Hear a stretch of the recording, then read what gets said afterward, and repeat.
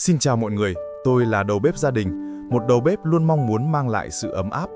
Dù là mùa hè hay mùa đông, quanh năm gia đình tôi đều rất thích món cơm khoai môn. Hôm nay tôi sẽ chia sẻ cách làm món cơm khoai môn hạt dẻ mà con tôi đặc biệt yêu thích. Món này thơm ngon, tươi ngọt, cách làm lại vô cùng đơn giản. Tiếp theo, mọi người có thể chuẩn bị giấy bút để ghi lại. Tôi sẽ chia sẻ những kinh nghiệm hữu ích và thực tế nhất. Điểm quan trọng đầu tiên, dùng bao nhiêu gạo thì dùng đúng bấy nhiêu nước để nấu cơm. Ở đây, tôi dùng 1 cân gạo, rửa sạch rồi ngâm một lúc để khi nấu không bị sượng.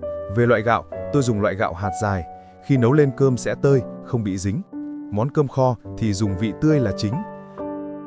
Nhà tôi còn lại một miếng nhỏ thịt xông khói của năm trước, tôi đã rửa sạch từ trước rồi, giờ chỉ cần thái lát. Nếu không có thịt xông khói thì có thể dùng lạp xưởng hoặc thịt ba chỉ.